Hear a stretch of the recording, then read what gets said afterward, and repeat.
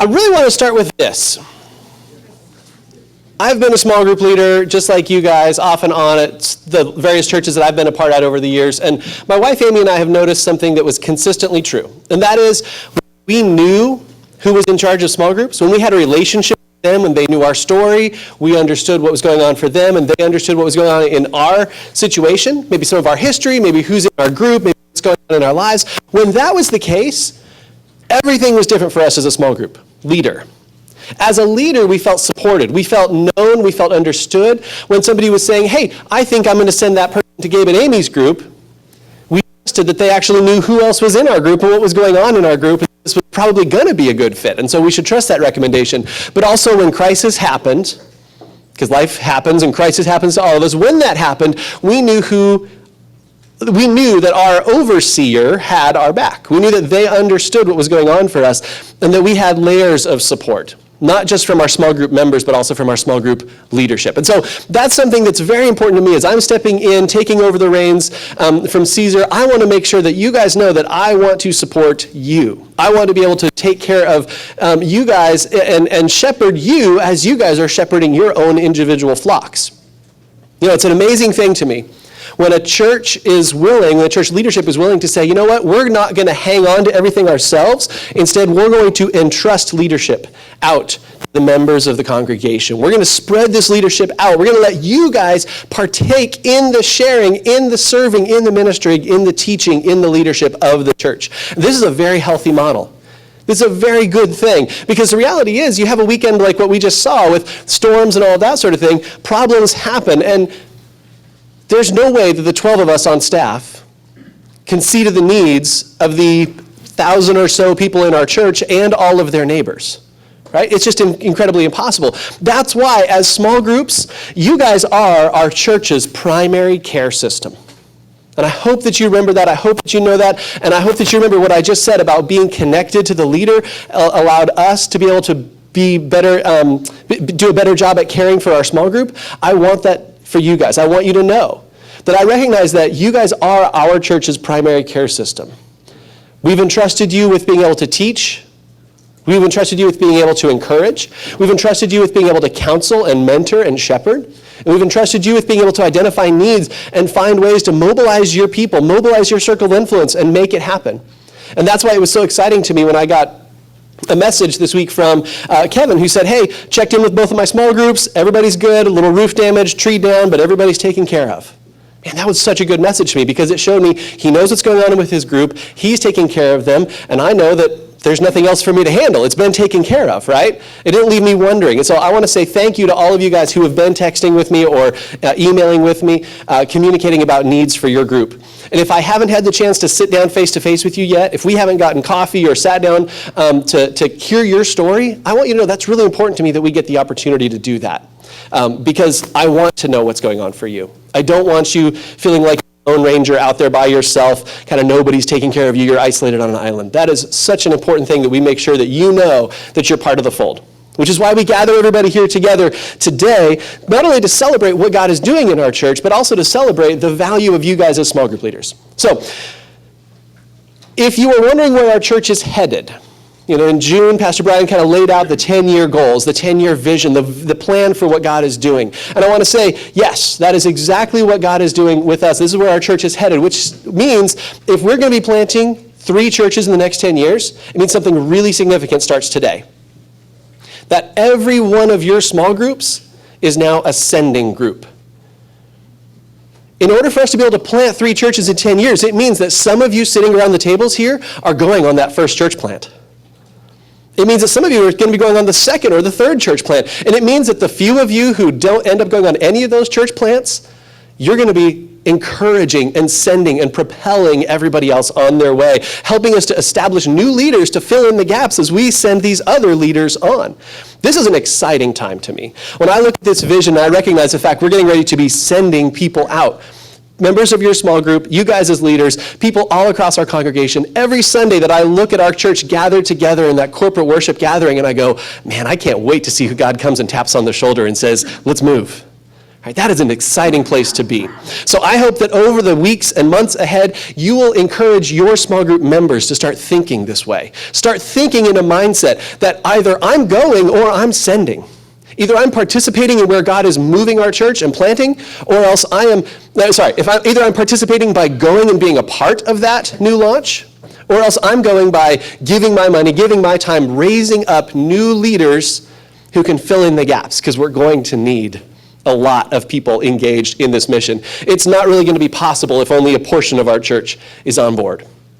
Church planting involves a lot. Now, I want to say, I had a mentor a lot of years ago who said, hey, the best thing you can do is not ask your boss what he wants you to do. It's ask your boss, what is he doing, or she? I want to just say, as a staff, our church is reading this book by J.D. Greear called Gaining by Losing. If you want to know where we're headed, this is a great start. Now, this is not a blueprint. It's not a model that we're saying, okay, Church of Southlake needs to do exactly what J.D. Greear says. Instead, we're using this as a discussion starter. We're using this as a way to kind of gain insight and get make sure that our team is unified and aligned in a single vision, a single set of priorities. And so, if you are interested in knowing where we're going, that's a great book. Pick it up on Amazon. I think it was $14 this morning when I looked up to see what it was going to be. Now, I'm going to get out of the way and let Pastor Brian share some more about what is going on in our church now, as well as your role and how you guys are a part of this moving forward. Well, thank you very much. How's everybody? All right, so I'll make sure this is on so it's recording. Is it on? It's recording. I got a little bit of a voice. I got a very little bit of a voice left, but that's all right. So, and to answer Gabe's question, Gabe said, some of you, as we start planning churches, some of you will go with the first, maybe the second, the third. Some of you won't ever go at all. So what determines that is the first ones to go are the ones we like the least, and those of you that don't go are my favorite people. So, no, I'm just kidding. That's a bad preacher joke at the end of the day. So what I want to do real quick for a few minutes is I want to just kind of give you an update on where we are as a church, and then within the vision that we shared back in June, where we are with some of that.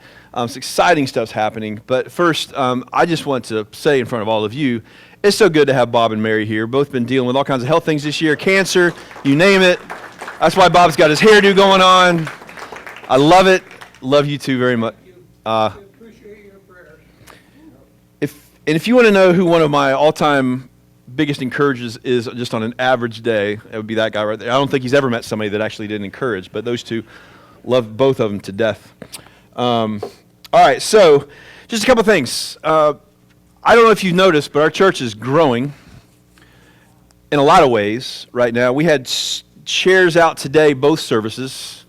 9:30, if you're here at 9:30, it was way more, it was even more than 11 o'clock. 11 o'clock was, in fact, I walked out. Normally when 9:30 is that full, it's like, nobody's going to be here at 11. I walked out at 11, I'm like, because, I sit in my office, kind of catch my breath, walk out, it's like, oh gosh, okay. Yeah, we kicked Jay's family out. Of course, they've got 24 kids. So, hey, you can give up. There's a whole section when y'all leave. And go. No. Anyway, so all that just to say, we have experienced a tremendous growth over the last couple of years. As we kicked things back off during COVID, it was kind of a slow reboot. As most churches experienced, we first opened back up at about 20%, and then 30, and then 40, kept growing. Right now, we're averaging about 80% on an average Sunday attendance in the house, right on campus of what we were before COVID. We were running right at 1,000 a week leading into COVID right now, so about 700, 800 on a big week. Right, I don't know what today was yet, but it was, I dare say, other than Christmas, Easter is our biggest Sunday we've had yet. It has to be just by looking at the room. So within that, though, here's the other reason I know it's just not returning people. We're doing our Discover Southlake class every other month, right? Every 8 weeks. So we're doing 6 of them a year. We are averaging 35 to 40 people a class. So 40 times 6. That's so right. Let's do something different for a preacher. Let's round down. That's 200 people a year, right? Right there. That is a church. We're growing right now at the rate of an average sized church a year, which makes the plans we shared in June all that more important and necessary, right? Which was, over the next 3 years, our goal is to send people out every year, to start a new church with at least every 3 over the next 10 years. Our feeling right now is it may be more than that just because of what God seems to already be doing. And that's also the reason why we brought Jay Mudd on staff, right? To lead as a church planter that had been somewhere for 7 or 8 years, had out of their church plant launched other churches. He's leading that. He has already met with 6 or 7 potential church planters. Since he's been here. He's also put together, we've been working on this, he's done most of the legwork on putting together a residency program. When we identify who that first church planter is going to be that's going to go out from us to start a new church, they're going to come on our staff a year ahead of time, and they're going to go through a year-long, depending on their experience. If you got somebody that has 15 years of ministry experience, they probably don't need the whole year, right? But if you got somebody who, like I was when I started, I would have loved a year-long residency when I was 25 years old, trying to figure out what it meant to start a church. Joe and Diane were here around then. Obviously, my wife was here then. We could have benefited from something like, can we just, Diane and Joe, you can say yes, that's fine, that's fine. So, we all could have. Everybody could have benefited from that. And so it's a very structured thing of what it's going to be. There's 11 different phases to it. The 12th phase will be the launch phase, and you begin to move into getting the church started, right? So, we have a couple really strong possibilities, and our hope is to bring that first church planter on the residency program as early as January, as late as March or April of this upcoming year. So we're working really hard to identify that. That's kind of phase 1 in starting a church. Right now, our tentative timeline for when that first church we're going to start out of here is between January and August of 2024. So as earliest it could be would be January. The latest we want to see it happen is August of that year. Obviously, we're not going to start it before it's ready, but we put a timeline to it, working towards that, allowing God and the Holy Spirit to navigate that, obviously. But I'm a firm believer in if you do not set a goal, you will hit that every single time, that goal, right, when no goal is set. So we've set that goal, and we're praying towards that end. So that's just kind of where we are. The other reason I'll tell you, so our attendance, I just told you, obviously is growing. Our average attendance is still less than it was before COVID, but the size of our church is considerably larger than it was before COVID. Like our best estimate is about 50% larger than it was. And here's why I say that. People just attend in person less often. That's one behavior pattern that's changed a lot. It's not right or wrong, not good or bad. It's the reality of it. And we took the position of we can either get upset about that and guilt people about that, hey, you don't love Jesus unless you're here on Sunday morning, or we can say, hey, what's our ultimate goal? Is it to gather at 9:30 and 11 on Sunday, or is it to make disciples?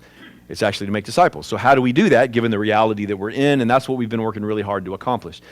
We have a much higher online engagement than we have ever had, what people watching and still coming. And then within that, your average people that do come in person, it seems like whatever they were coming before COVID, they're probably coming about half that often now. Meaning if someone was a weekly attender, they may be coming 2 or 3 times a month. If somebody came every other week, they were coming maybe once a month, right? I mean, they're just in person less often. But we have, as a whole, a lot more people that are a part of our church. And one of the proofs we have of that is giving. The number of giving units we have has gone up almost 50%. And last year, we had our biggest giving year ever by $250,000. This year, we're going to top that by at least another $150,000, if not $200,000. So that's a pretty significant number, right? Yes, it's great. So in our last directors meeting, all of a sudden, for the first time in the history of our church, like we've always been financially, or the accounting term, fiscally responsible, and tried to trust God and be faithful whenever that is, but also not be reckless, right?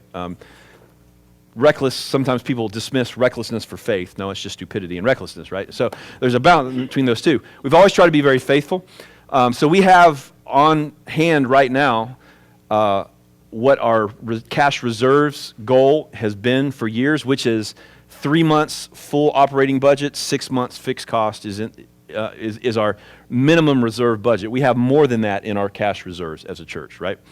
So now here's a decision we made as a church, as our directors. Moving forward, we've got pretty good surpluses coming in every month. I almost hesitate to say that publicly. Everybody's like, oh, I don't have to give anymore, right? No, here's what we're going to do with that. Moving forward is they've made the decision to split that 50-50 between our building fund and our church planting fund. So, we have facility things that we've shared in June that we're going to work towards, so that when it comes time to build that next thing, whatever the cost is, if it's $1 million, we don't have to ask for $1 million. It might be $1 million, and we got half of that on hand, right? So half of it's going there. The other half of our reserve every month is going straight to our church planting fund. Our goal when we launch these churches is to have the church planter on our staff for a year to a year and a half ahead of time, to have equipped them, gotten them up in front of the church. They know who that person is, to then allow them chances to preach and to be involved. They're going to serve in every ministry area. People are going to get to know them. We're going to pray and invite people who feel led by God to go with them, to go.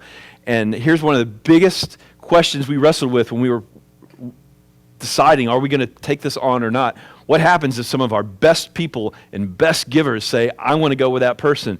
Well, when you're far removed from it, you're like, oh, fantastic, let them go. And then all of a sudden when it comes happen, you're like, oh, no, please stay, right? No.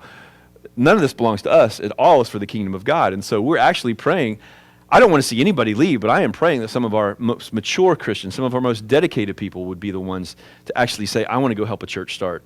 And that we literally are putting our money where our mouth is with that, because it's not about growing the church of South Lake. It's about growing the kingdom of God. People are still moving here by the droves. There are thousands of people that moved here for the last 3-4 years. And there's areas where there's not a lot of great churches. As crazy as that is to say in Florida. I mean, you got to drive 15, 20, 30 minutes, and people on a Sunday morning, fair or not, some people are good doing that, a lot of people aren't. So that's what we want to do, plant churches in places that need them. So really, really excited about that goal. It's going really well. And so our goal, again, is to have that person on staff sometime between January and Easter, then to start to work forward and plant this first church sometime in 2024 between January and August. Easter is actually really early in 24. It's like March 31st. So we're kind of shooting right in that time frame. Make sense? Any questions about that? That's exciting, though, isn't it? What God's been doing? All right, cool. I'm glad you feel that way. The other thing I want to give you a quick update on is we said in that Vision Sunday, I talked about our facility plan, right, which included a building over here that we're going to build for community ministries, our South Lake Cares Center, finally going to get built. And then obviously phase 2 would be additional offices and counseling space. And phase 3, whenever that is, would be auditorium in between the buildings. I was hoping to be able to share today publicly that we have submitted for permits. We haven't gotten it yet, but we're that close. Waiting on the final things from the civil engineer. So sometime this week or next week, we are submitting for permits on the CARES building warehouse. It's going to go right back here where our maintenance shed is. That's where that's going to go. And one of the coolest things, as I'm sure you already know, it's 100% funded right now through the sale of that lot, which still should leave $100,000+ after it's paid for and built for ministry purposes here too. So that's on the very near future. Real excited about that. Wanted you guys to know all that and have that information. But I am going to do as soon as we are ready or have submitted for permits, I'm going to do a big kind of explanation on all of that to the church. All right. Within that, the next thing, just so you know where we're going for the rest of the year, this Revelation series is going to go through the month of October. In the month of November, we're going to do a 4-week focus on the church. We're calling it Inside Out, but the goal of the series is the way that Christ changes us from the inside out and then calls us to be light. The ultimate goal of the series is that we are the light. We are the city on the hill. The church is the light of the world, right? And we're called to interact and to share the hope that Christ has done in us with our neighbors. In December, for our Christmas series, each of the first 3 weeks, there's going to be a very specific emphasis of things that we are going to make available to our members to take with them and to find somebody, a neighbor, a friend, or somebody to give it to just to engage with them, all right? So like 1 week, it's going to be a box geared for a family.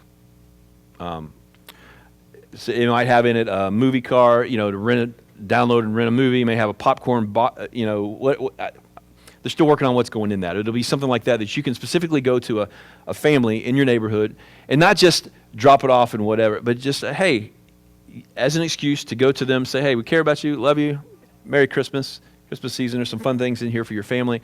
There also will be an invite in there to our family Christmas experience we're going to do here not Jingle Jam, for those of you that remember Jingle Jam. It is kind of rebranding that a little bit. I think they're going to call it Hometown Christmas, South Lake's Hometown Christmas. It'll have a family service next door on a Friday night. It'll have the goal of that event, when we explain it and announce it to the church, will be to get you, or families in our church, to engage with one another in a fun way here at the church, and then maybe bring one other family with you to engage in. Does that make sense? Rather than be this great, big, huge 5,000 people swarm on the campus event where we don't really have time to interact with anybody. We scale it down. There will be hay rides. There'll be a s'more station. There will be a petting zoo. There'll be simple stuff like that. It'll be so much scaled down, but the goal of it's going to be to get families interacting with each other and some other family that they invite to come with them. All right. So it's, again, it can be a little different, but we're back to that. That's coming in December. So anyway, in December, my point is each Sunday we're going to have a different focus on that Sunday that, hey, we've made something available. Pick one of those up in the foyer and find somebody to give this to this week. The second week is going to be specifically targeted at college students. It's going to be a little gift card deal that's probably going to have like $5 in it to Starbucks and something else. It's finals week that week. Find a college student that you know. It's finals week. Every college student I know needs caffeine on finals week. Give it to them and just love on them and say thank you, right?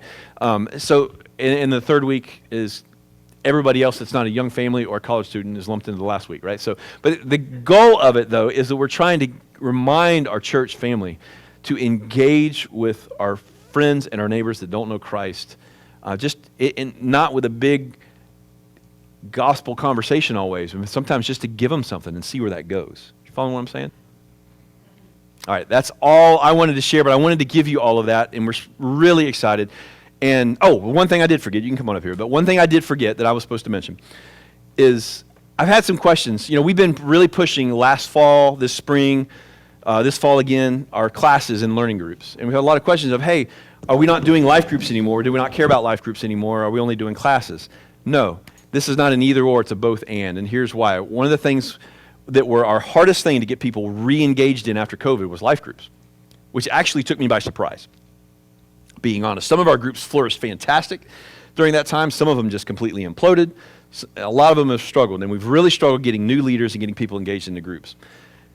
And as we figured that element out, remember, our goal as a church isn't to get people in a life group. Our goal is to make disciples, right? This is one important element of that.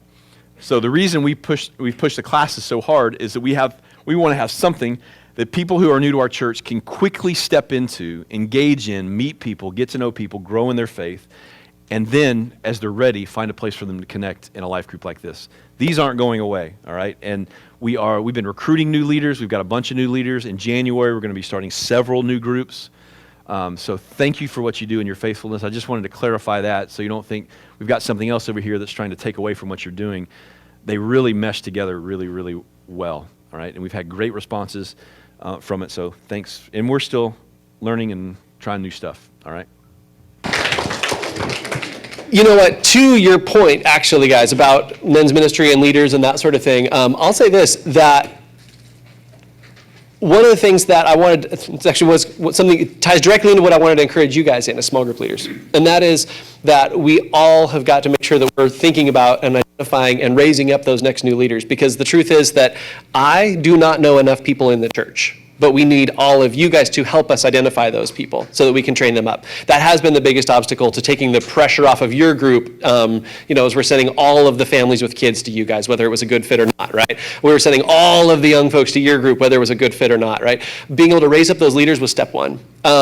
Step two then is going to be actually involving you guys. And I want to kind of back up a little bit to when Paul was talking to Timothy. And we're going to think about this. When Paul talked to Timothy about widows ministry, how we're caring for widows, he gave some really clear guidelines. But actually in that section where he's talking about the really clear guidelines of, they need to be over 70, they need to be these different things, it wasn't so much a blueprint that every church needs to follow for how we structure a needs-based ministry. Instead, it was a blueprint or a template for how ministry in a church should healthily be supported. And that is that it was a group effort. It was, okay, well, let's kind of make a little flow chart real quickly here, and let's see, okay, Is this person truly a widow? Yes, okay, they're a widow. Do they have family in town who can help support? Great. Then let family do that. Do they have another way that they can be able to, can we encourage them to be able to get into a good, healthy marriage and be married again and have support, right? Yes, great. Okay, then let's do that, right? If we can't solve it through the community, then okay. Then let's get the community engaged to gather the food, prepare the food, give the food, serve those needs very directly. But it didn't start at the top down. It actually started with mobilizing the community and working from the ground up. It was also really clear when you look through Acts, and you look through the epistles, what's really, really clear is that every time there was a church plant, it was always the weirdest group of people pulled together. People that have no business working together. People in different socioeconomic classes, men and women who didn't always work together. There's just this really bizarre way that God brings people together and says, you guys are my people, and I'm going to take over the world with you.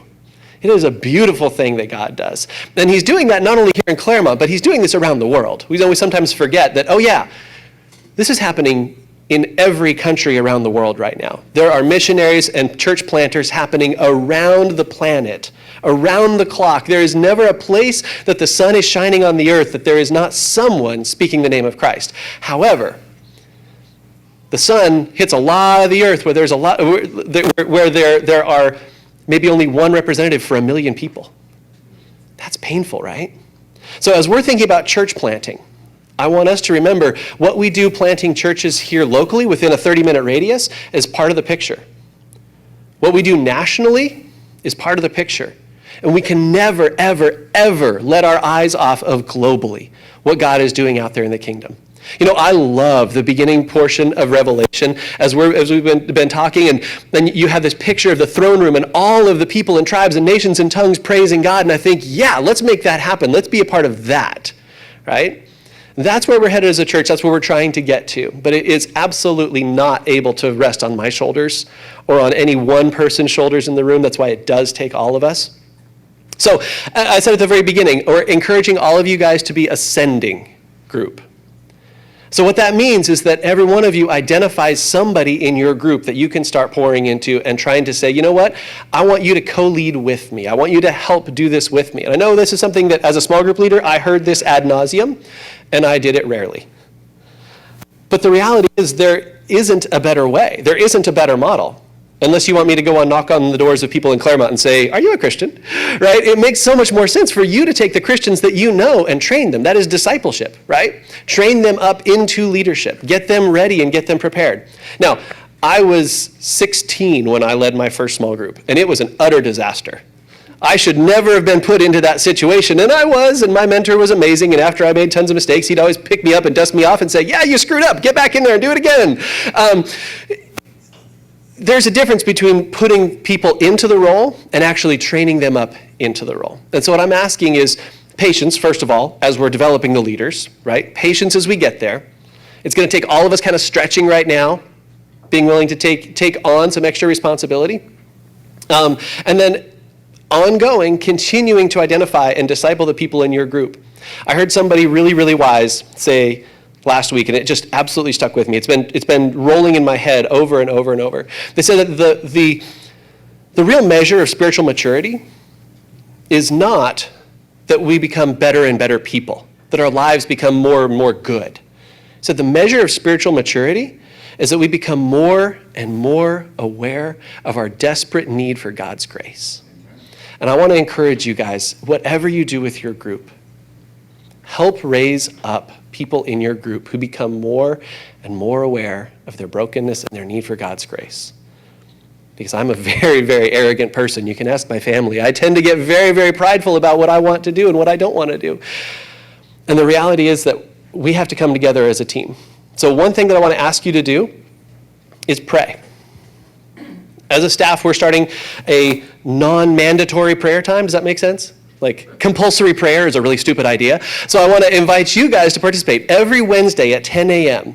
Several of us on staff are carving out time in our schedule. It's kind of rotating through who's owning it from different times. But everybody on staff, we're carving out time at 10 a.m. every Wednesday to stop and pray. We're praying for two things really specifically, because these are two things that always coincide with the spread of the gospel. One is humility of leadership.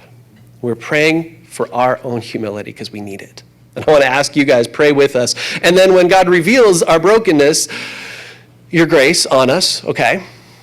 And then two, we're asking for God to mobilize the next set of leaders. And I hesitate to say the next generation because it is not about a generational thing. It's saying you guys as believers are raising up another set of believers, right? They could be your age, older, younger. I'm not saying age-wise generation. I'm saying the generation of faith.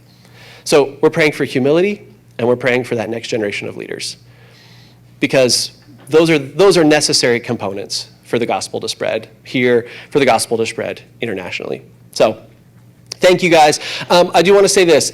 I try to make sure that I send out at least one email a month with a whole bunch of good information of what's coming up. I actually sent out 2 this last month because we had Revelation as well, and so I wanted to send you guys some resources. Then there's the upcoming email. We're going to be going through the Christmas Eve services again, letting you guys know about that so you can communicate that out. There's going to be some other information in there. And then also, I will be sending you an email with our next meeting date. Our next quarterly huddle is going to be January 22. It's a Sunday. It's going to be 12:30. It's going to be in here. There's a lot happening that I want to share with you guys then. You know, today was sort of like, hey, let's get everybody in the room so that we can make sure everybody's in the room. This next one in January 22nd at 12:30, please make sure that you're able to be here. Set aside time on your calendar for that, because there's going to be some upcoming changes. As Brian's been talking about, we're retooling and remobilizing a lot of things that I want to make sure that you guys are in the room for, so that you understand what's going to be happening as we kind of lay out a lot of that vision for you guys. So January 22nd, that's the next one. Watch the emails, because I make sure to include all of that for you guys. And then my texting, I always make sure that I put my cell number in there too, because I want you guys to be able to text me anytime. That's always the easiest way to get a hold of me. Joe? This is not something that's necessary, but it's something that I think would probably help a lot of things. A lot of people in here that are leaders don't know other leaders that are in here. We don't know each other. And I think there should be some way that we can formulate for the leaders to get to know who other leaders are. And sometimes even the demographics of what they're leading. I think it's a great idea. You guys agree on that? Yeah. That's awesome. That's what we're talking about in January. Boom. I love it. We are on the same page. Yes, Jesus is working in here. I joke. I make silly jokes a lot. My family has to bear with me, so I appreciate you guys bearing with my silly jokes as well. But I'm going to let you guys get out of here. Thank you so much. Like I said, my texting number is always in my emails, because I want you to save that to your phone. I want you to reach out to me. I want to get together, have coffee, have a face-to-face. I will drive to you if you're in Orlando or somewhere like that. I will make sure to get myself where you are so that we can meet. I don't want to hold you guys up any longer. I value your time. So thank you guys very much. I will be sticking around if you have questions. I'm here.